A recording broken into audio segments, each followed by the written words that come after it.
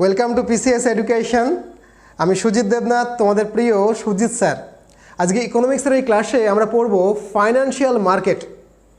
যারা সিভিল সার্ভিসের জন্য ইকোনমিক্সটা পড়ছো তাদেরকে বলে রাখি, this is one of the most important chapter in economics.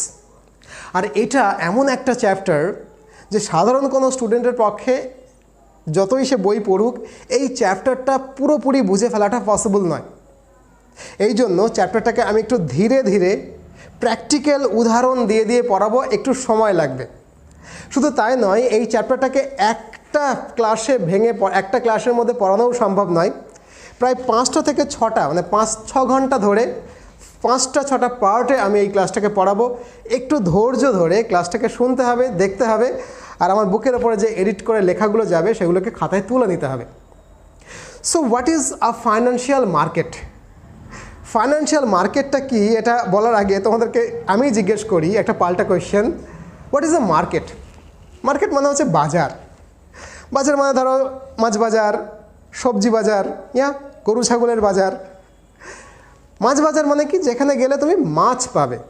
মানে মাছ বাজারে গেলেই কি তুমি মাছ পাবে? না, মাছ বাজারে গেলে কিছু একটা দেবে তুমি, তার বিনিময়ে টাকা। কিছুটা দেবে তুমি, তার বিনিময়ে তুমি মাছ পাবে। সবজি বাজার, ওয়ার ভেজিটেবলস আর অ্যাভেলেবেল। তুমি গেলে সেখানে টাকা বিনিময় করলে, এই বিনিময়ের ফলে তোমাকে সবজি দেবে, কিন্তু সেখানে সবজি রয়েছে। তো বুঝতেই পারছো, ফাইন্যান্সিয়াল মানে হচ্ছে অর্থ, টাকা, মূলধন। মানে টাকা মানে মানি, মূলধন মানে ক্যাপিটাল। এই ব্যাপারটা, এইগুলো যেখানে পাওয়া যায়, দরকার মতো যেখানে কোনো একটা কিছুর বিনিময়ে যেখান থেকে পাওয়া যায়, আমরা সেটাকে বলবো ফাইন্যান্সিয়াল মার্কেট। কিসের বিনিময়? না, আমি তোমাকে সুদ দেবো, তুমি আমাকে টাকা দাও। আমি তোমাকে শেয়ার দিচ্ছি আমার ব্যবসার, তুমি আমাকে টাকা দাও। অর্থাৎ কোনো একটা কিছু তোমাকে দেবো, তার পরিবর্তে তোমার কাছ থেকে আমি টাকা বা মূলধন বা মানি নেব। যে মার্কেটে এই ঘটনাটা ঘটে, যে মার্কেটে এই ব্যাপারটা হয়, তাকে বলা হয় ফাইন্যান্সিয়াল মার্কেট। রমেশ সিংয়ের বইয়ে ফাইন্যান্সিয়াল মার্কেট একটা খুব সুন্দর ডেফিনেশন রয়েছে, আমিও তোমাদেরকে দেবো একটু পরে। কিন্তু টিচারের কাজ কিন্তু ডেফিনেশন দেওয়া নয়, টিচারের কাজটা ব্যাপারটা বোঝানো। ব্যাপারটা বুঝেছো? So financial market is a market যেখানে টাকা অ্যাভেলেবেল, যেখান থেকে টাকা পাওয়া যাবে, কিন্তু তুমি গেলেই তোমাকে টাকা দিয়ে দেবে না, কিছু একটা বিনিময়। তোমাকে সুদ দেবো, তুমি আমায় টাকা দাও। তোমাকে আমি শেয়ার দিচ্ছি, তুমি আমায় টাকা দাও। কোনো একটা কিছুর বিনিময়ে সেখান থেকে টাকা অ্যাভেলেবেল হবে, আমার কাছে টাকা আসতে পারে। আমি কে? ব্যবসাদার আর কি, ব্যবসা করার জন্য টাকা নেব। এইটাকে বলা হয় ফাইন্যান্সিয়াল মার্কেট। ব্যাপারটা কীরকম? টাকা কে দিতে পারে? দেখো, আমাদের সোসাইটিতে 3 ধরনের, মূলত 3 শ্রেণীর মানুষ আছে। আর্থিক শ্রেণী বিভাজন যদি তুমি করো, মানে ব্রাহ্মণ ক্ষত্রিয় বলছি না, কিন্তু ওই শ্রেণী বিভাজনটা এখন অনেকটা কমে এসেছে, আছে কিন্তু এখনও কিন্তু ব্রাহ্মণ তার গলায় পৈতে নিয়ে ঘোরে এবং বলে যে আমরা ব্রাহ্মণ। যদি আর্থিক ব্যাপারটা দেখো, তাহলে ধনী, রিচ, মিডল ক্লাস, মধ্যবিত্ত এবং গরিব, এই 3টে শ্রেণীতে আমাদের সমাজের আর্থিক ক্যাটেগরিতে আমাদের সমাজটাকে বিভক্ত করা যায়। তাদের মধ্যে গরিবের তো কোনো টাকা নেই, অতএব গরিবের কাছে গেলে তুমি টাকা পাবে না, সে তোমায় টাকা দিতে পারবে না, অতএব প্রথম দিনই দেখে বাদ দিলাম। তবে টাকা দেওয়ার ক্ষমতা রাখে, মানি এক্সট্রা হয় কাদের কাছে? সবচেয়ে বেশি মানি এক্সট্রা হয় ধনীর কাছে। আর কার কাছে মানি এক্সট্রা হয়? একটু উচ্চ মধ্যবিত্তর কাছে কিছু মানি এক্সট্রা থাকে। মধ্যবিত্তর কাছে খুব সামান্য পরিমাণে টাকা থাকে, যেটা ইনভেস্ট করা যেতে পারে। এখন এই যে টাকা ধনীর কাছে, যেটা এক্সট্রা টাকা রয়েছে, মধ্যবিত্তের কাছে কিছুটা হলেও এক্সট্রা টাকা রয়েছে, গরিবের কাছে নেই। এই এক্সট্রা টাকাটাকে মানুষ কী করবে? কোথাও একটা রাখতে চাইবে, কোথাও একটা ইনভেস্ট করতে চাইবে। এমন জায়গায় ইনভেস্ট করতে চাইবে যেখান থেকে সে টাকাটা বেড়ে যায়, একটু বেশি টাকা আসে। তো চট করে আমরা আমাদের এক্সট্রা টাকা রাখার জন্য আমাদের কোন জায়গাটা মনে পড়বে? ব্যাংক। ব্যাংকে গেলে তোমাকে সেভিংস অ্যাকাউন্টে 4 থেকে 6% সুদ দেবে, 4 to 6%। তুমি যদি ডিপোজিট করো, মানে লং টার্মের জন্য টাকাটা রাখো, তা তোমাকে হয়তো 7-8% টাকা দেবে। তো এই যে 7-8% তোমাকে সুদ দেবে 100 টাকায়, তোমার হয়তো মনে হতে পারে যে আমি 100 টাকা রাখলাম, ঠিক আছে, 6-7 টাকা আমি সুদ পাচ্ছি, ভালোই তো। কিন্তু একটু চিন্তা করলে বোঝা যাবে, দেখো 100 টাকার আজকে যা দাম, 1 বছর পরে 100 টাকার দাম কিন্তু তাই নয়, কমে যাচ্ছে। তার কারণ জিনিসপত্রের দাম ইনফ্লেশন বা মুদ্রাস্ফীতির জন্য বাড়তেই থাকছে।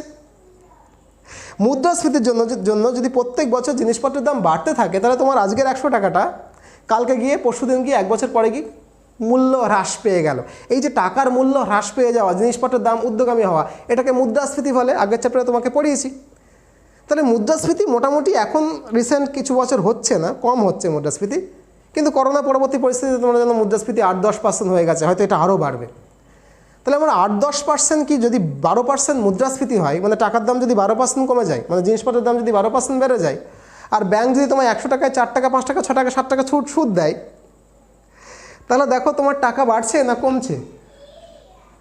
তোমার টাকা কমছে। তুমি মনে করো ব্যাংকে রাখলে তোমার 6 টাকা 100 টাকা 106 টাকা দিল, কিন্তু তোমার ইনফ্লেশন হয়েছে 8-10%, মুদ্রাস্ফীতি 8-10% হয়ে গেছে। তার মানে তোমার টাকা রোজ দিন ক্ষয়প্রাপ্ত হচ্ছে, রোজ দিন তোমার টাকা কমে যাচ্ছে। তো এইটা যখন মধ্যবিত্ত বা উচ্চবিত্ত বা রিচ পার্সন বুঝতে শুরু করবে, তারা কী করবে? তারা ব্যাংকে টাকা রাখতে চাইবে না।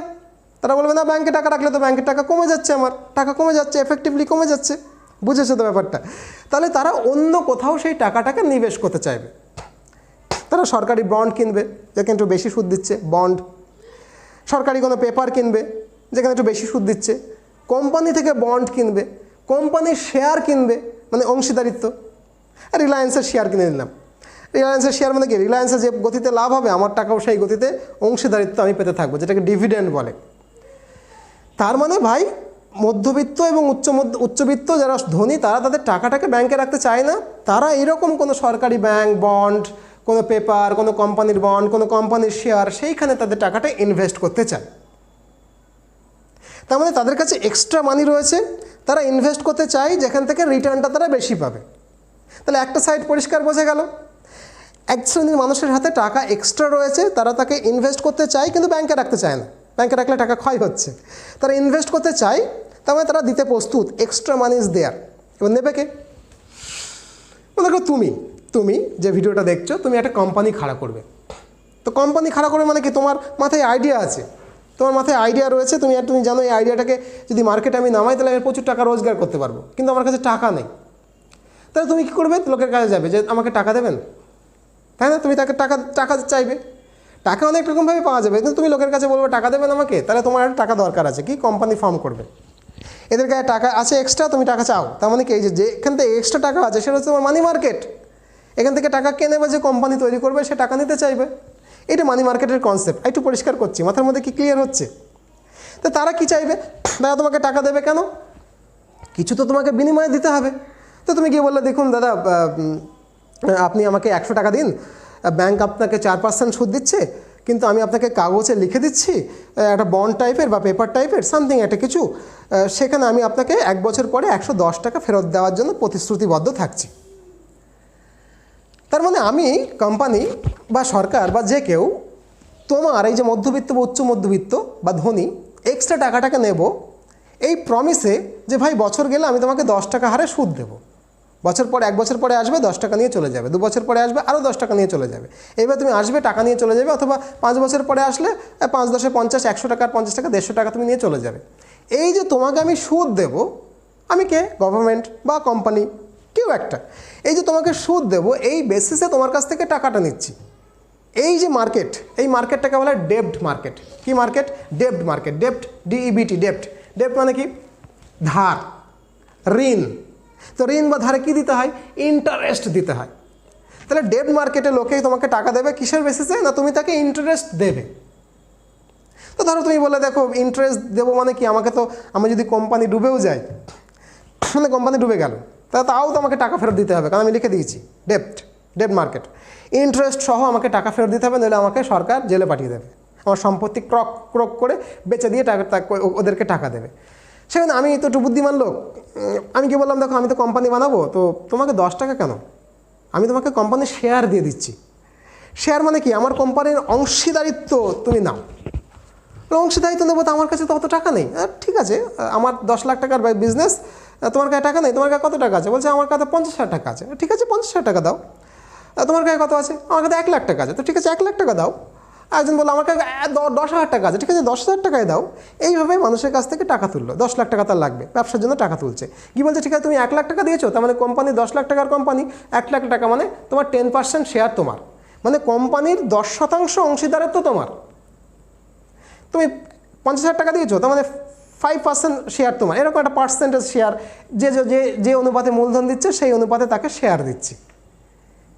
কিন্তু যে ডেপ্ট মার্কেট, যেটা ইন্টারেস্ট দিচ্ছিলাম, এইটা কিন্তু একটু পাল্টে গেল। এই যে মার্কেট, আমি তোমাকে ইকুয়ালি তোমার সঙ্গে ডিল করছি কাঁধে কাঁধ মিলিয়ে। ভাই আমার যদি লাভ হয় তাহলে তোমার লাভ, আমার যদি ক্ষতি হয় তাহলে তোমার ক্ষতি, ইকুয়াল ইকুয়াল একটা ব্যাপার। এই মার্কেটটাকে বলা হয় ইকুইটি মার্কেট। ইকুইটি মার্কেট মানে কি? ইকুইটি মার্কেটে মানে তোমাকে পার্টনারশিপ বা শেয়ার দেওয়া হচ্ছে। কোম্পানি যদি লাভ করে, লাভের ওই অংশীদারিত্ব, ওই রেশিওতে অংশীদারিত্ব তুমি পাবে। কোম্পানি যদি লস করে, লসের অংশীদারিত্বটাও তোমাকে দিতে হবে। সো ইকুয়াল ইকুয়াল ব্যাপার। এই মার্কেটটাকে বলা হয় ইকুইটি মার্কেট। এই ইকুইটি মার্কেটে তোমাকে কিন্তু ইন্টারেস্ট দেওয়া হচ্ছে না, তোমাকে পার্টনারশিপ দেওয়া হচ্ছে, শেয়ার দেওয়া হচ্ছে। তার বদলে তুমি কি পাবে? ডিভিডেন্ড পাবে। ডিভিডেন্ড মানে কি? লভ্যাংশ। কোম্পানি যা লাভ করবে তার লভ্যাংশ তুমি পাবে। তার মানে চট করে ব্যাপারটা বুঝে নাও যে ফাইন্যান্সিয়াল মার্কেট হচ্ছে এমন একটা মার্কেট যেখানে টাকার যার দরকার আছে তার কাছে টাকা যাবে, কে দেবে? যার কাছে টাকা এক্সট্রা আছে। এই এক্সট্রা টাকা যার কাছে আছে তার কাছ থেকে যার টাকা দরকার তার কাছে যে টাকার ফ্লোটা, এটাকেই বলা হয় ফাইন্যান্সিয়াল মার্কেট। ফাইন্যান্সিয়াল মার্কেট মূলত কেন বলছে? আরও ডিভিশন রয়েছে, আমি একে একে বলবো। মূলত দু ধরনের, একটা হচ্ছে ডেব্ট মার্কেট, ঋণ। এই ডেব্ট মার্কেটে মানুষকে কি দিতে হয়? ইন্টারেস্ট দিতে হয়। আর হচ্ছে ডিভিডেন্ড দিতে, ইকুইটি মার্কেট। ইকুইটি মার্কেটে লোককে কী দিই আমরা? পার্টনারশিপ দিই, শেয়ার দিই বা ডিভিডেন্ড দিই। সো তাহলে ফাইন্যান্সিয়াল মার্কেটে দুরকম ব্যবহার করলাম, ডেব্ট মার্কেট আর ইকুইটি মার্কেট। ভালো করে বোঝো, এগুলো কিন্তু পরে ভীষণ রকমভাবে কাজে আসবে। টিচারের কাজ কিন্তু ব্যাপারটা মাথায় ক্লিয়ার করে নেওয়া। টিচারের কাজ নোট লিখে দেওয়া নয়, যদিও এখন প্রচুর লোক সেই ধারণাটা ভুল করছে। টিচারের কাজ হচ্ছে তোমার সামনে এসে কথা বলবে, লেকচার দেওয়া। একটা লেকচারের কাজ কি? লেকচার দেওয়া। তোমার মাথায় হাতে কনসেপ্ট ক্লিয়ার হয়ে যায়, অধ্যাপক বা টিচারের এটাই কাজ। তাহলে তোমার ফাইন্যান্সিয়াল মার্কেটে দুরকম হলো, একটা হচ্ছে ডেব্ট মার্কেট, একটা হচ্ছে ইকুইটি মার্কেট। এই ডেব্ট মার্কেটে তুমি কি পাবে? কি বললে? যারা ডেব্ট মার্কেটে টাকা রাখছে তাদেরকে বলা হয় ক্রেডিটর। ক্রেডিটর মানে যারা ঋণ দিয়েছে, তাই না? ক্রেডিটর। এই ক্রেডিটর তারা কি পাবে? তারা ইন্টারেস্ট পাবে কোম্পানির কাছ থেকে। 100 টাকা দিয়েছে, ঠিক আছে 10 টাকা, তাহলে কোম্পানি যদি বেশিও লাভ করে সে কিন্তু পাবে না, সে 10 টাকাই পাবে। কোম্পানি যদি লাভ না করে তাহলেও কিন্তু সে 10 টাকাই পাবে, তাকে দিতে হবে। তার মানে এখানে গেইনটা কম, সিকিউরিটি বেশি। কোম্পানি ওলাওটা হয়ে গেলেও ডেব্ট মার্কেটে টাকা রাখলে তোমাকে যে পার্সেন্টের কাগজে লিখে দিয়েছে, দেখো 100 টাকায় 10 টাকা সুদ দেবো, সুদ ইন্টারেস্ট তোমাকে দিতেই হবে। রিস্ক কম, আর রিস্ক কম হলে কি? গেইন কম, সিকিউরিটি বেশি। তোমার টাকা মার হবে না, কেন? তোমাকে লিখে দিয়েছে যে আপনি 100 টাকা দিয়েছেন, আমি 10 টাকা হারে শোধ দেবো, 5 বছর পরে আপনি 150 টাকা নিয়ে চলে যাবেন, লিখে দিয়েছে। তার মানে তোমার সিকিউরিটি রয়েছে। সিকিউরিটি যেখানে বেশি থাকে রিস্ক সেখানে কম, রিস্ক কম, তার মানে গেইনটাও কম। কী পাবে ক্রেডিটররা? ইন্টারেস্ট পাবে, ঠিক আছে। অন্যদিকে ইকুইটি মার্কেটে চলে যাও। ইকুইটি মার্কেটে তোমাকে কী দেওয়া হচ্ছে? শেয়ার দেওয়া হচ্ছে। যারা শেয়ার দিচ্ছে, তোমাকে টাকা দিচ্ছে, কোনো একটা কোম্পানিতে টাকা খাটাচ্ছে, তাদেরকে কি বলা হবে? আগেরটায় ক্রেডিটর বলা হতো, এখানে শেয়ার হোল্ডার বলা হবে। শেয়ার হোল্ডাররা তোমাকে টাকা দিচ্ছে কেন? তা তোমার লাভে তারা লাভ পাবে, তোমার ক্ষতিতে তারা ক্ষতি পাবে। তোমার সঙ্গে তারা উঠবে, তোমার সঙ্গে তারা ডুববে। সিকিউরিটি কম, রিস্ক বেশি। কোম্পানি ডুবেও যেতে পারে, তোমার টাকাও ডুবে যেতে পারে। রিস্ক বেশি, কিন্তু কোম্পানি যদি লাভ করে ফেলে বেশি, তাহলে তুমি লভ্যাংশ কিন্তু 10% কেন 100% লভ্যাংশ পেতে পারো। 1 বছরে তোমার টাকা ডাবল হয়ে যেতে পারে যদি কোম্পানি ডাবল মানে ওই রকম পরিমাণ লাভ করে। 100 টাকা কোম্পানি 200 টাকা হয়ে গেল। 1 বছরে ব্যবসা করে 200 টাকা 500 টাকা হয়ে গেল। 100 টাকার ব্যবসায় 500 টাকা হয়ে গেল। তোমার ডিভিডেন্ড 5 গুণ পর্যন্ত হতে পারে, তোমার 100 টাকা 500 টাকা হয়ে যেতে পারে। শেয়ার হোল্ডারদের রিস্ক বেশি, কিন্তু তাদের গেইনটাও বেশি। কিন্তু এখানে ভালো করে বুঝো, যদি কোম্পানি ওলাওটা হয়ে যায়, ওলাওটা মানে কি? কোম্পানি যদি ডুবে যায়, তাহলে শেয়ার হোল্ডাররাও কিন্তু ডুবলো, রিস্ক বেশি, সিকিউরিটি কম। কিন্তু কোম্পানির জিনিসপত্র, জমি জায়গা, বাড়ি গাড়ি যা কিছু কোম্পানির আছে সেগুলো বিক্রি করে ফার্স্ট প্রেফারেন্স কাদের শোধ করা হবে? যারা ক্রেডিটর, যারা ডেপ্ট ফান্ডে টাকা দিয়েছিল, ধার দিয়েছিল, তাদের টাকাটা সরকার আগে ফেরত দেবে। তার থেকে যদি কিছু বেঁচে থাকে তাহলে শেয়ার হোল্ডারদেরকে দেবে, কারণ শেয়ার হোল্ডাররা কিন্তু ওই ব্যবসার অংশীদারিত্ব রয়েছে তাদের। So this is the concept of financial market. দু রকমের হয়, ডেব্ট market, equity market. Equity market share, ডেব্ট মার্কেটে ধার, ইন্টারেস্ট। ইকুইটি মার্কেট ডিভিডেন্ড পাই, শেয়ার মার্কেটে আমি ইন্টারেস্ট, ইকুইটি মার্কেটে শেয়ার সেখানে আমি ডিভিডেন্ড পাই, আর ডেব্ট মার্কেটে ইন্টারেস্ট পাই। তাহলে এতক্ষণ বলার পর চলো রমেশ সিংয়ের ডেফিনেশনসটা দিয়ে দিই। ডেফিনেশনসটা যদিও কাজের কথা নয়, পরীক্ষার সময় আসবে না ডেফিনেশনস, তবুও দিচ্ছি। তাহলে ফাইন্যান্সিয়াল মার্কেটের ডেফিনেশন কী হলো? The market of an economy where funds funds are transacted between fund surplus and fund scarce, individual and groups. যেখানে টাকা বেশি রয়েছে ফান্ড সারপ্লাস, সেখান থেকে ইন্ডিভিজুয়াল বা গ্রুপ আকারে টাকাটা যাবে যেখানে ফান্ডের দরকার, ফান্ড স্কেয়ারসিটি যেখানে রয়েছে। Clear? So this is the definitions, খাতায় কলমে definition. Nobody will ask you the definition, define financial market, nobody will ask you. Okay, তো দেখো ডিভিশন তো অনেক রকমভাবে হয়।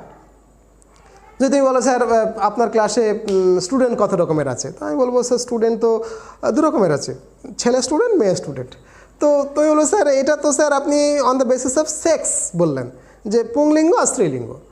আমি বলবো তাহলে ঠিক আছে, অন্য ঠিক আছে, এসসি আছে, এসটি আছে, ওবিসি আছে। এটা হচ্ছে কাস্টের এগেনস্টে ডিভিশন। ভালো স্টুডেন্ট আছে, মোটামুটি স্টুডেন্ট আছে, মন্দ স্টুডেন্ট আছে, এটা হচ্ছে মেধার বিচার। তার মানে তুমি ডিভিশন সবসময় যে একরকম হবে এরকম নয়, ডিভিশন নানান রকমভাবে হতে পারে। ফাইন্যান্সিয়াল মার্কেটকে আমরা ডেপ্ট মার্কেট, তার ধারের প্রকার অনুযায়ী ডেপ্ট মার্কেট এবং ইকুইটি মার্কেটে ভাগ করলাম। আবার ফাইন্যান্সিয়াল মার্কেট আমরা দুটো ভাগে ভাগ করতে পারি, কতদিনের জন্য টাকাটা দিচ্ছি কোম্পানিকে বা সরকারকে। আমি তো টাকা, আমার কাছে এক্সট্রা টাকা আছে, আমি বড় লোক, আমি আমার টাকাটাকে, এক্সট্রা টাকাটাকে, সারপ্লাস মানিটাকে কতদিনের জন্য দিচ্ছি, সেইটা অনুযায়ী আবার মার্কেটটাকে দুরকমভাবে ভাগ করা যায়। একটা হচ্ছে short term market. Short term market মানে 1 থেকে 1 বছরের নিচে আর কি, 1 থেকে 364 দিনের মধ্যে এইটুকু সময়ের জন্য টাকা ধার দেওয়া আছে, শর্ট টার্ম। আর এটা লং টার্ম, মানে 1 বছরের ওপরে 365 দিন বা তার থেকে বেশি দিনের জন্য টাকাটা ধার দিচ্ছি, বা ধার মানে বা ইকুইটি মার্কেট বা ডেপ্ট মার্কেটে দিচ্ছি তোমায়, তাহলে হলো লং টার্ম। তাহলে শর্ট টার্মে তুমি দিতে পারো ধার, ডেপ্ট অথবা ইকুইটি মার্কেটের শেয়ার, যাই হচ্ছে কিছু, ওই জন্য শর্ট টার্মে তুমি টাকা দিতে পারো, লং টার্মে তুমি টাকা দিতে পারো। তো শর্ট টার্মে যে টাকাটা দেওয়া হয় তাকে বলা হয় মানি মার্কেট, মুদ্রা বাজার। লং টার্মে যেটাকে দেওয়া হয় সেটাকে বলা হয় ক্যাপিটাল মার্কেট, পুঁজি বাজার। স্যার শর্ট টার্মে কী বললাম, মানি মার্কেট তাহলে কতদিন, 1 থেকে 164 দিন পর্যন্ত। লং টার্মে 164 দিনের ওপরে, মানে 1 বছরের ওপরে হতে হবে, 1 বছর বা তার বেশি সময়ের জন্য টাকা দেওয়া হচ্ছে। তাহলে শর্ট টার্মটা মানি মার্কেট, লং টার্মটা ক্যাপিটাল মার্কেট। স্যার এরকম কেন? দেখো টাকা লং টার্মে গিয়ে পুঁজি হয় না, হয় না? তোমার কাছে এখন টাকা আছে, কত টাকা, 5,000 টাকা আছে, লোকে বলবে তুমি পুঁজিপতি, বলবে না।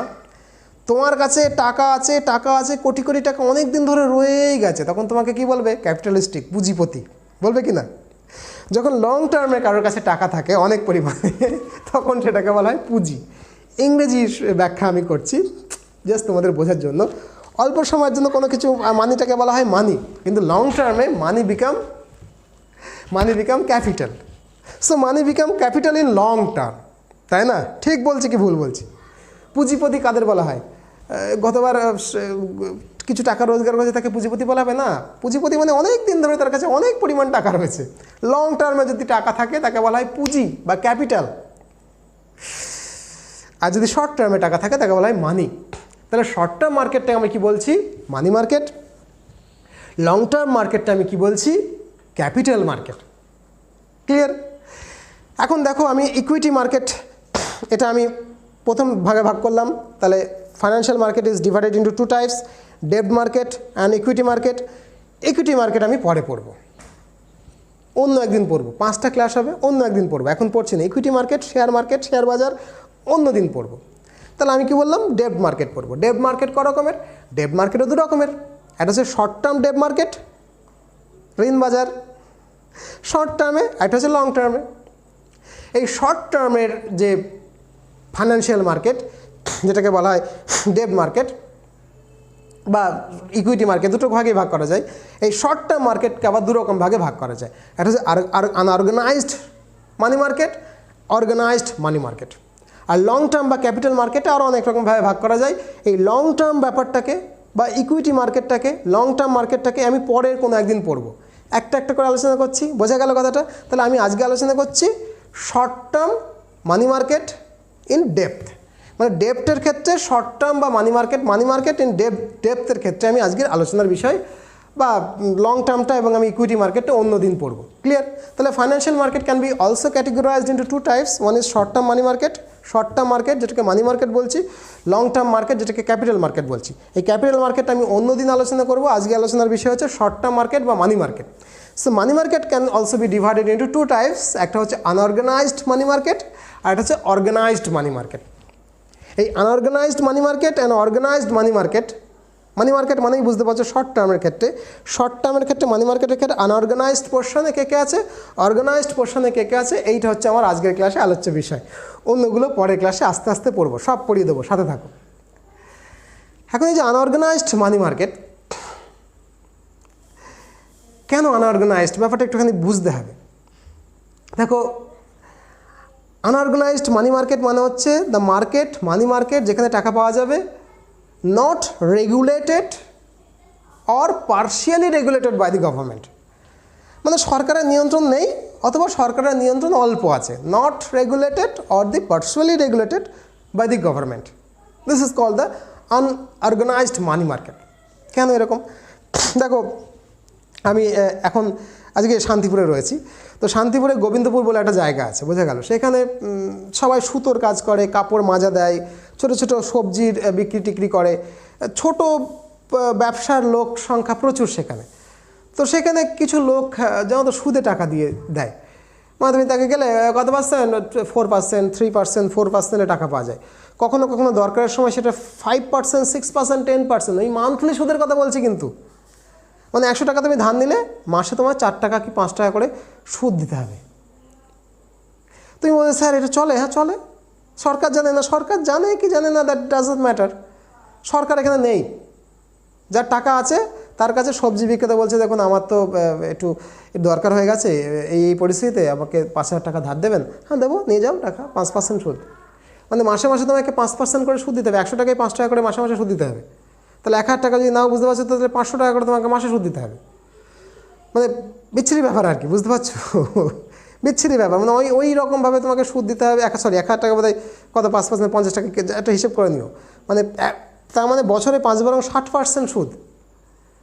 তো এই করে দেখো, ছোট দোকানদার, ছোট যারা সবজি বিক্রেতা, ছোট ব্যবসা চালায়, তারা কিন্তু এই মহাজন টাইপের লোক আছে যাদের টাকা খাটায় এবং তারা চলে। So is this not the money market? Yes, this is the money market. 1 মাস, 2 মাস, 5 মাস, 15 দিনের জন্য টাকা ধার নেয় লোকে। হ্যাঁ, 15-16 দিন, 20 মাস, 2 মাস, 5 মাসের জন্য টাকা ধার নেয়। So this is the money market. But সরকারের এখানে ইনভলভমেন্ট নেই, নো ইনভলভমেন্ট হিয়ার। আবার তুমি যদি বড় বাজারে যাও, কলকাতার বড় বাজারে, মানে আমাদের পারিবারিক কিছু ব্যবসা আছে, মানে বড় বাজার অবধি সেখানে যেতে হয়। আমাদের পারিবারিক অনেকগুলো ব্যবসা আছে। তো আমি যদিও খুব বেশি ব্যবসার মধ্যে ইনভলভ নই, আমার মিসেস বা আমার ফ্যামিলির লোকেরা বড় ব্যবসাই করে। তো সেখানে জানো তো, সেখানে টাকা কীভাবে লেনদেন হয় জানো? বড় বাজারের মধ্যে এক দোকান আর এক দোকানকে মনে করো সুতো পাঠাচ্ছে বা ডাল পাঠাচ্ছে বা চাল পাঠাচ্ছে, লিখে পাঠাচ্ছে 5,000 টাকা, হ্যাঁ, কাগজে একটা ওপরে একটু ছিলটিল মারা আছে, সামনে একটা কাগজে 5,000 টাকা। তুমি বলেছো 5,000 টাকা, হ্যাঁ ওইটাই কিন্তু টাকা। এইবার 5,000 টাকা একটা রসিদে লিখে দিল 5,000 টাকা, কুপনে এটা লিখে দিল 5,000 টাকা, তাহলে সে টাকাটাই কিন্তু টাকা হিসেবে ট্রান্সফার হয়ে গেল। এই যে বড় বাজারে নিজেদের দোকানদারগুলো কি সপ্তাহান্তে একদিন বসলো, ঠিক আছে এই সপ্তাহে বসলাম, 5টা ব্যবসাদার, তোমার কাছে আমার কটা রসিদ আছে? 10,000 টাকা রসিদ আছে, এই নাও 10,000 টাকা নাও, ওই রসিদগুলো দিয়ে দাও। তো আমার কাছে তোমার 40,000 টাকা রসিদ আছে, এই 40,000 টাকা রসিদ নাও, 40,000 টাকা দিয়ে দাও, নিলে ছিঁড়ে ফেলে দাও রসিদ। সো তুমি রসিদ দিচ্ছ, টাকা দিচ্ছ না, কিন্তু এখানে রসিদ দেখো টাকা হিসেবে কাজ করছে, মানে সেটা রসিদটা পরে ভাঙালে তুমি টাকা পাবে, বিশ্বাসের ওপর চলছে। তো তোমাকে যদি 2 মাস পরে গিয়ে যদি মানে তুমি মরে গেছো, তুমি টাকা দিয়েছিলে, রসিদ দিয়েছিলে, তুমি যখন ছেলে এসে ব্যবসায় বসলো, রসিদ দেখলে যদি টাকা না দেয়, তুমি কি কোর্টে যেতে পারবে? কেন গো টু দ্য কোর্ট? আমার কাছে রসিদ আছে, এই যে 50,000 টাকার, ওই লোকের কাছে আমি পাই, কোর্ট কিসের উপরে বিচার করবে না। সো সরকার এখানে ইনভলভ নয়, অথচ কিন্তু বিজনেস চলছে, বেশ ভালোভাবেই চলছে। করোনা পরিস্থিতিতে তুমি জানো যখন, এবং করোনা পরিস্থিতির আগে একটা সময় নোটবন্দি যখন হলো, তোমরা জানো না তোমরা, যেহেতু আমি বিজনেসের সঙ্গে আমার পরিবার ভীষণ রকমভাবে ইনভলভড। তো সেই সময় জানো তো, মানে এই রঙিন কিছু কাগজ টাইপের ছাপিয়ে নিয়েছিল, জানো তো ব্যবসাদাররা, একটা 500 টাকা, 1,000 টাকা, 2,000 টাকা, সেইটা দিয়ে তারা ব্যবসা চালিয়ে নিয়েছে। কেন? তার এখন কাঁচা টাকা লাগে। তো বড় বাজারে তুমি যদি যাও, প্রচুর কাঁচা টাকার লেনদেন হবে। তো সেখানে ব্যাংকে 5 ঘন্টা দাঁড়ালে 2,000 টাকা নোট পাওয়া যাচ্ছে। তো সেটা দিয়ে কি ব্যবসাদারদের চলবে নাকি? ব্যবসাদাররা চলছে না তো। নোটবন্দির সময় তারা করেছিল কি, হলুদ কাগজ মানে 500 টাকা, গোলাপি কাগজ মানে 2000 টাকা, সাদা কাগজ মানে 100 টাকা, মানে এইরকম নিজেদের মধ্যে তারা কুপন ছাপিয়ে নিয়েছিল, এবং সেই কুপনগুলো একজন আরেকজনকে দিচ্ছিল বাজার নিজেদের মধ্যে, সেটা মানি মার্কেট হিসেবে কাজ করছিল। তারপরে কুপন দিয়ে দেয়া নেওয়া করে মাল ট্রান্সফার করে দিয়ে সমান সমান করছিল। কেন? লিকুইড মানি নেই। সো এইটা কিন্তু দেখো, সরকার কিন্তু এটাকে অর্গানাইজড নয়, এটা আনঅর্গানাইজড, সরকারের মধ্যে ইনভলভ না। তাহলে এরকম একটা প্যারালাল মার্কেট কিন্তু আমাদের ইন্ডিয়াতে রয়েছে, যে প্যারালাল মার্কেটটা সরকার ইন্টারফেয়ার করে না, বা করলেও সামান্যতম করে, কিন্তু সেই মার্কেটটা রয়েছে। এক্সাম্পল দিন স্যার। আমি তো এক্সাম্পল এতক্ষণ দিতেই থাকলাম, আরও কতগুলো নাম করে করে এক্সাম্পল দিচ্ছি। ধরো আমি তোমাকে একটু আগে যেটা বললাম, আমি একটু লিখে নিতে পারো, খাতা থাকলে নোট করো। মানি লেন্ডার, যারা সুদে কারবারি, সুদে কারবারি মানে কি, তোমাকে 5 টাকা হারে সুদ দিচ্ছে, মানে মাসে 5 টাকা হারে সুদ দিচ্ছে। তো এইটা কারো কারো কাছে প্রফেশনাল মানি ল্যান্ডার, যারা প্রফেশনাল মানি ল্যান্ডার্স, যারা এটা দিয়ে প্রফেশনটাকে করে, জীবিকা করে, মানে এটাই তাদের কাজ। মানি ল্যান্ডার দু রকমের হয়, মানে সুদে কারবারি দু রকমের লোক করে। এক হচ্ছে প্রফেশনাল মানি ল্যান্ডার, যারা এটা দিয়ে করে খায়, এটা দিয়েই তারা জীবিকা চলে, টাকা ধার দিয়ে দিয়ে দিয়ে সুদে টাকা খাটিয়ে জীবন চলে। আর কিছু আছে নন প্রফেশনাল মানি ল্যান্ডার, তারা ঠিক সুদে কারবারি নয়, কিন্তু তারা বিজনেসম্যান, টাকা আছে অনেক, তারা সাবসিডারি বিজনেস হিসাবে এটাকে করে, লোকের মাঝে মাঝে টাকা ধার দেয়, সুদ পায়, টাকা একটু বেড়ে গেল। এটা তাদের প্রফেশন নয়, বাট বিজনেসম্যান সাবসিডারিভাবে এরা এই বিজনেসটাকে তারা চালায়। সো ইট ইজ অলসো মানি লেন্ডারটা কিন্তু একটা আনঅর্গানাইজড মানি মার্কেট, যেখানে শর্ট টার্মে লোন টাকা দেওয়া হয়, টাকা পাওয়া যায়, শর্ট টার্মে সুদটা একটু বেশি দিতে হয়। কিছু কিছু রয়েছে, 2 নম্বর লিখে নাও, unorganised non bank financial intermediaries, unregulated non bank ইন্টারমিডিয়েটারিজ।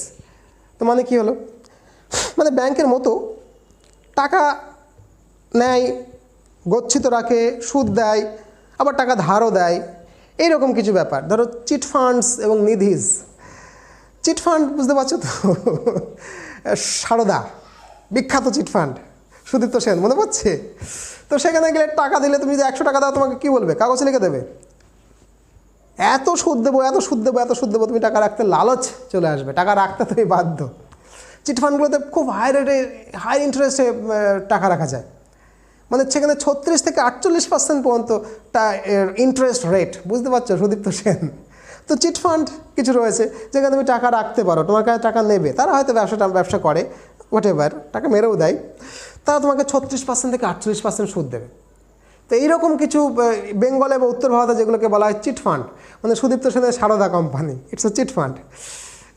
আরেকটা হচ্ছে নিধিজকে সাউথ ইন্ডিয়াতে নিধিজ রয়েছে। নিধিজ এরকম একটা ফান্ড যেখান থেকে তুমি টাকা ধার নিতে পারো, তোমাকে টাকা দেবে, শর্ট টার্মে টাকা দেবে, কিন্তু সমিতি টাইপের মতো, মানে যারা যারা ওখানে ওই সদস্য তাদেরকেই টাকা ধার দেয়। সরকার এখানে সামান্য একটু ইন্টারফেয়ার করে বা করে না, অল্প একটু ইন্টারফেয়ার করে। Nidhis is a money market, short term money market, যেটা কিন্তু দক্ষিণ ভারতে চলে, এবং মোটামুটি মেম্বার্সদেরকেই বা মেম্বার্সদের চেনাশোনা লোককেই তারা টাকা ধার দিয়ে থাকে। সো এটাও একটা কিন্তু শর্ট টার্ম মানি মার্কেটের একটা কম্পোনেন্ট, একটা টুল। নেক্সট যেটাকে বলতে হচ্ছে ইন্ডিজিনিয়াস ব্যাঙ্কস। ইন্ডিজিনিয়াস ব্যাঙ্কের বাংলা হচ্ছে তোমার দেশীয় ব্যাংক। দেশীয় ব্যাংক কী মানে বুঝতে পারছো? দেশীয় ব্যাংক মানে এমন একটা মানুষ, সে নিজেই ব্যাংক বা ফার্ম, যারা নিজেদের দায়িত্বে টাকা জমা রাখে, টাকা ধার দেয়। তো সেখানে সরকার হয়তো একটু লাইসেন্স দিল, সরকারের অনুমতি খানিকটা নিয়েছে, কিন্তু সরকার খুব পার্শিয়ালি ইন্টারফেয়ার করে, পার্শিয়ালি দেখভাল করে, খুব বেশি হস্তক্ষেপ করছে না। যেমন ধরো তোমাকে এক্সাম্পল দিচ্ছি, গুজরাটি শপস।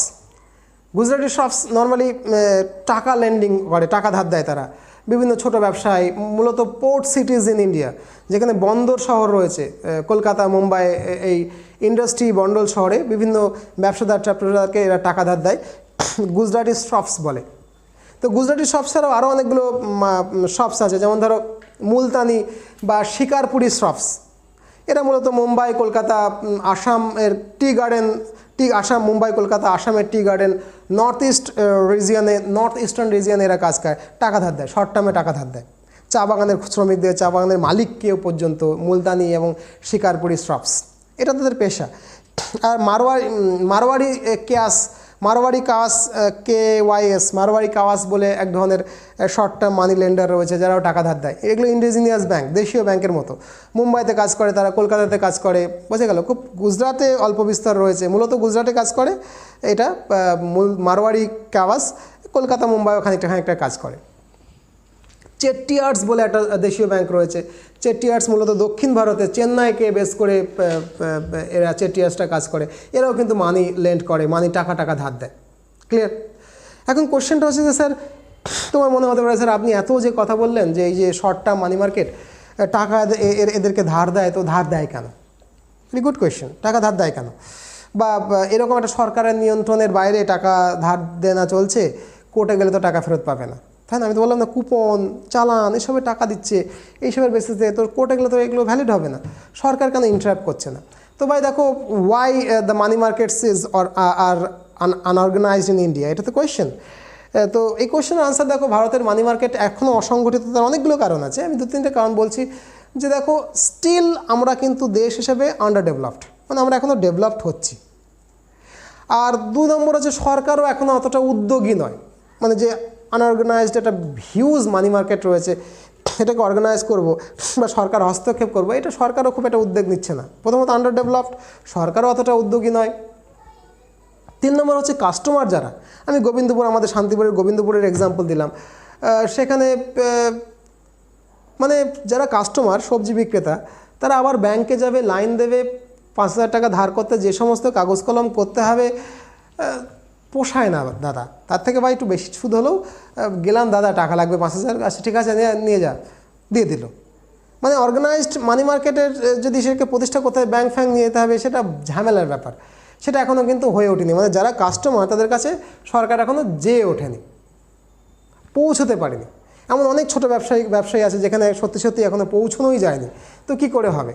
তো যদিও পোস্ট অফিস এখন কাজ করছে গ্রামে গ্রামে, তো পোস্ট অফিসকে যখন কাজ করতে শুরু করলো, পোস্ট অফিসের বন্ধন ব্যাংক, জানো তো, এদের দুজনের ব্যাংক হিসেবে কাজ করতে চাওয়ার জন্য তৎকালীন অর্থমন্ত্রী বলেছিল যে পোস্ট অফিস আর বন্ধন যদি গ্রামে গ্রামে মানি মার্কেট, শর্ট টার্ম মানি মার্কেটে কাজ করে, তো তার থেকে ভালো তো কিছু হতে পারে না।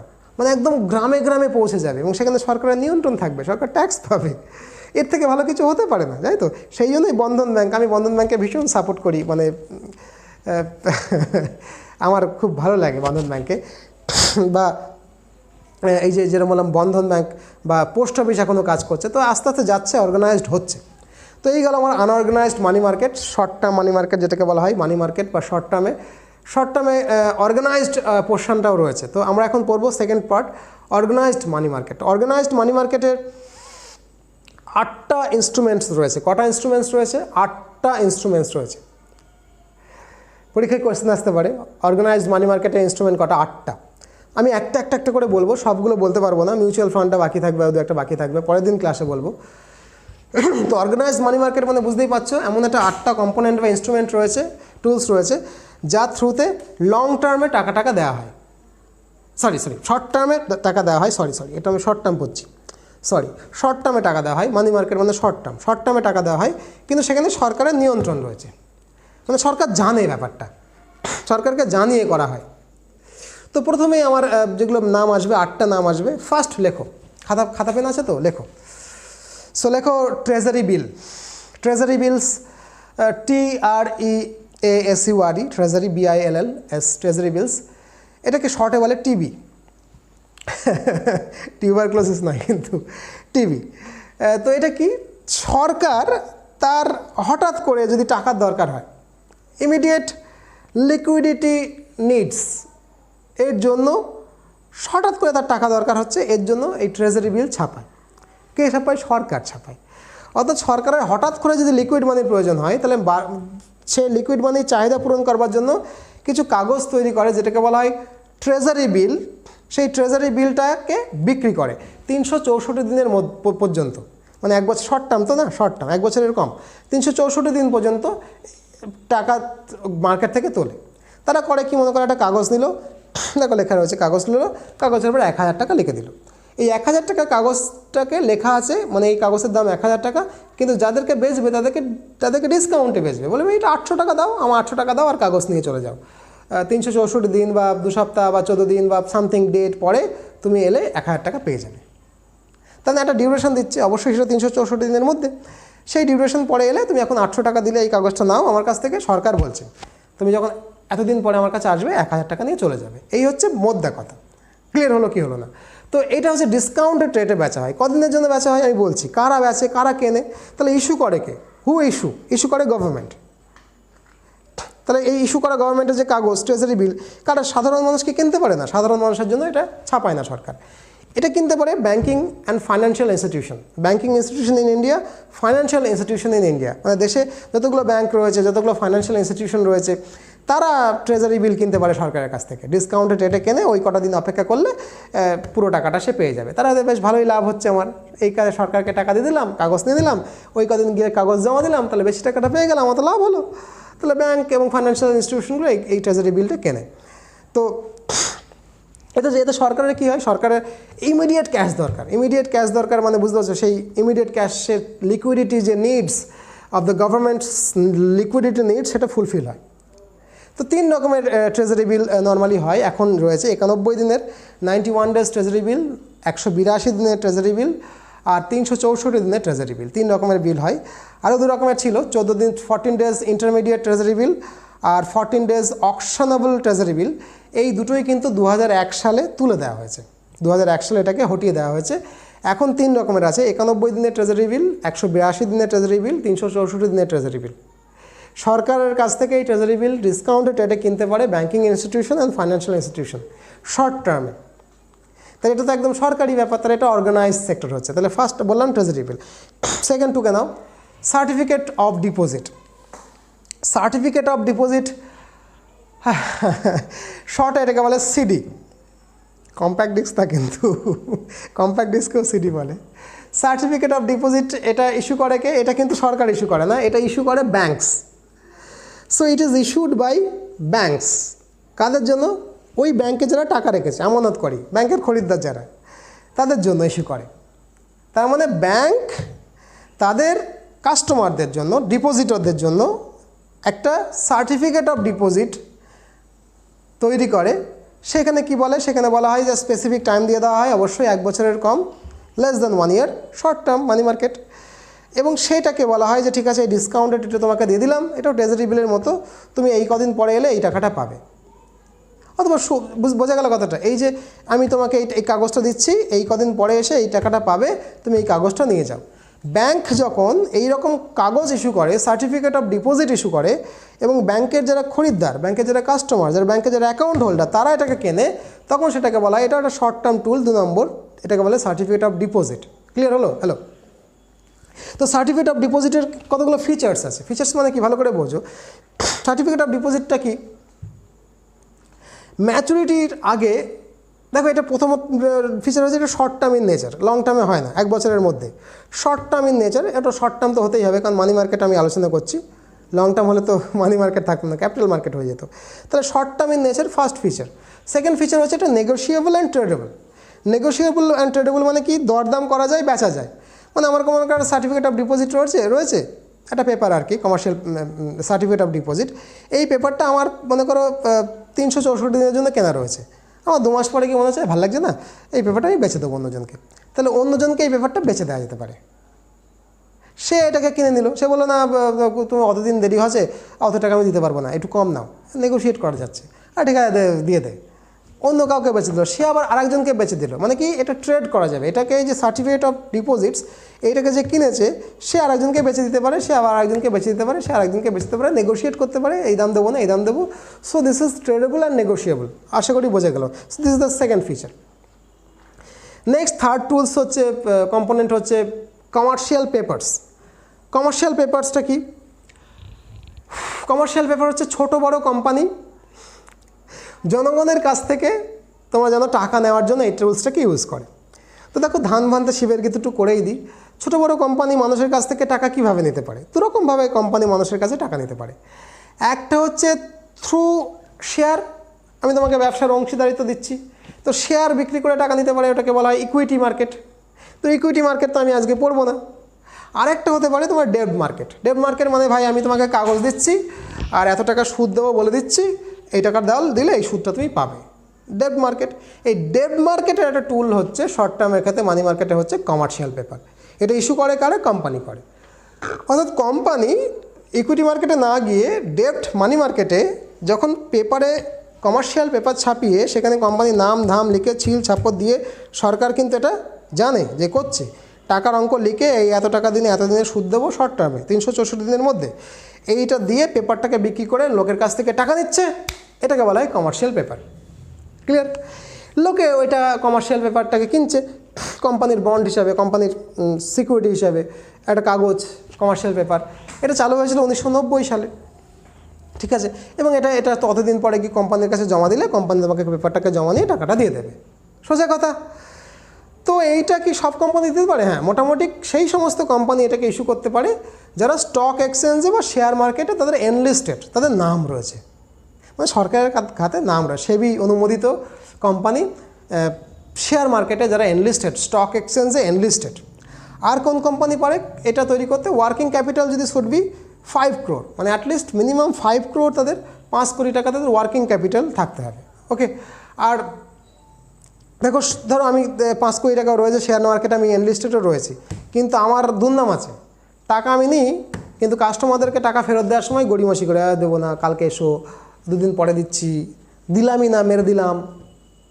এই জন্য আরবিআই একটা রেটিং এজেন্সি বলে একটা এজেন্সিকে দিয়ে এদেরকে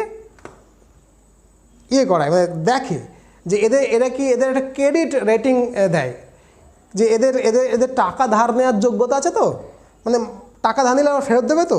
এই ক্রেডিট রেটিং এজেন্সি এদেরকে একটা রেটিং দেয় যে না, এ টাকা ধার নিয়ে এতজনের কাছে টাকা ধার নিয়ে এতদিন শোধ দিয়েছে, তার মানে এর বাজারের সুনাম আছে, তাহলে একে এই অনুমতি দেওয়া যায়। তাই এই অনুমতি দেয় কে?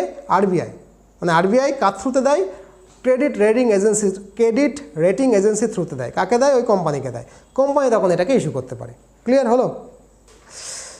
চলো নেক্সট হচ্ছে, আমি কি বললাম, টুলসগুলো এক এক করে বলছি। এটা কত নম্বর? 4 নম্বর কি 5 নম্বর? 4 নম্বর। এটা কমার্শিয়াল বিল। কমার্শিয়াল বিলসটাও একই রকম, এটা শুধু একটু সরকারি। 1990 সালে এটা ইস্যু করা হয়েছিল। এটাও একই রকম ব্যাপার। মানি মার্কেটে তোমাকে একটা কাগজ দেওয়া হবে, কমার্শিয়াল পেপার, যেটা তোমাকে দেওয়া হবে, তুমি কিনবে, 364 দিনের মধ্যে ফেরত দিলে যে অঙ্কের টাকা তোমাকে লেখা থাকবে, সেই অঙ্কের টাকা, যে কন্ডিশন অ্যান্ড টার্মস থাকবে, সেই টাকা তোমাকে দিয়ে দেবে। তো এটা অল ইন্ডিয়ান ফাইন্যান্সিয়াল ইনস্টিটিউশন যারা বা নন ব্যাঙ্কিং ফাইন্যান্সিয়াল কর্পোরেশন যেগুলো রয়েছে, তার মধ্যে বাণিজ্যিক ব্যাংক, কোঅপারেটিভ ব্যাঙ্কও পড়ে। তো এই ব্যাঙ্কিং সেক্টরগুলো যারা bank, financial institution, non banking financial corporations, বাণিজ্যিক ব্যাংক বা কোঅপারেটিভ ব্যাংক, এরা কিন্তু এই কর্মটা করতে পারে, মানে কমার্শিয়াল বিলস ছাপিয়ে বাজার থেকে টাকা তুলতে পারে। নেক্সট একটা রয়েছে, সেটা হচ্ছে কল মানি মার্কেট। কল মানি কি? হ্যালো, টাকা লাগবে, কল করে যে টাকাটা পাওয়া যায়। বেসিক্যালি কল মানি মার্কেটটার নাম শুনেই বোঝা যাচ্ছে কল করে টাকা পাওয়া যায়। ইন্টার ব্যাঙ্ক মানি মার্কেট এটা, মানে ধরো অনেকগুলো ব্যাঙ্ক এখানে রয়েছে, শহরের মধ্যে অনেকগুলো ব্যাঙ্ক রয়েছে বা দেশের মধ্যে অনেকগুলো ব্যাঙ্ক রয়েছে। তো একটা ব্যাঙ্কের টাকা একটু শর্ট পড়েছে, আর একটা ব্যাঙ্কে বলো দাদা 5 লাখ টাকা হবে নাকি, একদিনের জন্য দিন, আবার কালকে ফেরত দিয়ে দিচ্ছি। ও আচ্ছা, একদিনের জন্য, ঠিক আছে, এটা সুদ লাগবে, ঠিক আছে দিয়ে দিচ্ছি, দিন, ট্রান্সফার হয়ে গেল 1 লাখ টাকা। একদিনের সুদটা দিয়ে সুদ সহ পরের দিন টাকাটা ফেরত দিয়ে দিলাম। এই যে কল করলাম, আমার টাকা পেয়ে গেলাম, এটা করলে কল মানি। ইন্টার ব্যাঙ্ক, একটা ব্যাঙ্ক আরেকটা ব্যাঙ্কে দেয়, একটা ব্যাঙ্ক আরেকটা ব্যাঙ্কে দেয়, বোঝা গেল কথাটা। তো নর্মালি সব ব্যাঙ্কে দিতে পারে না ভাই। দিতে কে পারে? যার কাছে সারপ্লাস মানি প্রচুর থাকে। তো সারপ্লাস মানি কার কাছে থাকে? সারপ্লাস মানি নর্মালি আমাদের যতগুলো ব্যাঙ্ক আছে তার মধ্যে এসবিআইয়ের কাছে সবচেয়ে বেশি সারপ্লাস মানি থাকে। তো এসবিআই নর্মালি এই কল মানিটাকে দেয় অন্যান্য ব্যাঙ্কে। এসবিআইকে ফোন করলো, আমি মনে করি UBI bank, Punjab national bank এখন হয়ে গেছে নাম, দাদা এসবিআই 5 লাখ টাকা লাগবে একদিনের জন্য, হবে? আচ্ছা ঠিক আছে দিচ্ছি, টাক করে দিলাম, অ্যাকাউন্টে ট্রান্সফার হয়ে গেল পাঞ্জাব ন্যাশনাল ব্যাঙ্কে এসবিআই থেকে 5 লাখ টাকা, 5 কোটি টাকা, 50 কোটি টাকা, 2 দিনের জন্য, 5 দিনের জন্য, 1 দিনের জন্য। তার একটা সুদ সহ সেই সময় আবার এসবিআইকে ফেরত দিয়ে দিলাম। মানে ওভারনাইট কল করলে এটাকে বলে ওভারনাইট বরোয়িং মার্কেট, মানে ওভারনাইট রাতারাতি টাকা চলে আসছে, কল মানি, কল করলে টাকা চলে আসছে, বোঝা গেল কথাটা। এই যে এক ব্যাঙ্ক থেকে আরেক ব্যাঙ্কে বড় করছে, এইটাকে বলা হয় কল মানি মার্কেট। তো নর্মালি এটা এর লেন্ডারটা হচ্ছে, বুঝতে পারছো, 1 ডের জন্য দেওয়া হয়, ম্যাক্সিমাম 14 ডেজ অবধি দেওয়া যেতে পারে এই মানিটা। তো 14 ডেজ হয়ে গেলে এটাকে বলা হয় এটাকে বলা হয় শর্ট নোটিশ, 14 ডেজ হলে শর্ট নোটিস মানি বলা হয়। 14 ডেজ হলে নর্মালি 1 দিন হতে পারে, 1 দিন থেকে 14 দিন পর্যন্ত ম্যাক্সিমাম হতে পারে, তার বেশি হয় না। তো বুঝতে পারছো এই মার্কেটে মানিটাকে লেন্ড করে নর্মালি এসবিআই। তো এসবিআইকে বলা হয় immediate money lender, money lender of immediate resort, lender of immediate resort. হঠাৎ করে দরকার পড়লে কে দেয় টাকা? এসবিআই দেয়। এসবিআইকে এই জন্য বলা হয় immediate resort, lender of immediate resort. Lender of last রিসর্টকে বলো তো, শেষ পর্যন্ত। লেন্ডার অফ লাস্ট রিসর্ট হচ্ছে আরবিআইকে বলা হয়, মানে সবার শেষে কে টাকা দেবে? গৌরীশন টাকা দেবে, গৌরীশন। আরবিআইকে গৌরীশন বলে। আরবিআইকে বলে লেন্ডার অফ লাস্ট রিসর্ট। আবার এখন কেউ কেউ এলআইসি, কলমানি কাজ করছে, মার্কেটে কাজ করছে, জিআইসি এখানে কাজ করছে, UDBI bank, UTI bank, NABARD mutual fund, এখানেও এরাও কিন্তু কলমানি হিসাবে মানে টাকা ল্যান্ড করে, টাকা ধার দেয়। So this is the full class, part 1 class. আমি মানি মার্কেটটা শর্ট টার্ম পড়ালাম, আনঅর্গানাইজড এবং অর্গানাইজড দুটোই পড়ালাম। ফাইন্যান্সিয়াল মার্কেটের ফার্স্ট ক্লাসটা হলো। 5টা ক্লাস পরপর তোমাদের চ্যানেলে আসবে, এক এক করে, একটু সাথে থাকতে হবে। ভালো লেগেছে হয়তো, যেগুলো বললাম সেগুলো একটু লিখে নাও। আর দুটো ইনফরমেশনস আমি তোমাদেরকে দিই। এই চ্যানেলটার নাম আগামী পুজোর পর থেকে WBCS অ্যান্ড থেকে হয়ে যাচ্ছে PCS অনলাইন একাডেমি। আর 2 নম্বর হচ্ছে আমাদের নতুন যে ব্যাচ ভর্তি হচ্ছে, সেখানে 50% আমাদের এখন ডিসকাউন্ট চলছে। যদি মনে হয় না নতুন ব্যাচে WBCS কোর্সে আমাদের তত্ত্বাবধানে তোমরা ভর্তি হবে, তো সেখানে অনায়াসে এখন অ্যাডমিশন চলছে, অ্যাডমিশনটা নিতে পারো।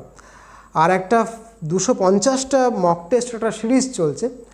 এই 250টা মক টেস্টের সিরিজ খুব সামান্য একটা ফিজে, যদি মনে করো না WBCS 2021টা আমার পাখির চোখ, মক টেস্ট সিরিজটা এখন দিতে হবে, তো এটা করার জন্য এই ফোন নাম্বার রয়েছে, এখানে ফোন করো। ভীষণ ভালো লাগলো তোমাদের ক্লাস করিয়ে, তোমাদের হয়তো ভালো লেগেছে। আমি পরপর 5টা ক্লাস তোমাদের চ্যানেলে দিতে থাকবো, সাথে থাকো, ভালো থাকো। নতুন হলে চ্যানেলটাকে সাবস্ক্রাইব করে রাখো, আর ভিডিওটা ভালো লাগে একটা লাইক করতে ভুলো না, বন্ধুদের সঙ্গে শেয়ার করে নিও। পরে আর কি ভিডিও লাগবে কমেন্ট বক্সে জানিও। ভালো থাকো, টাটা, বাই।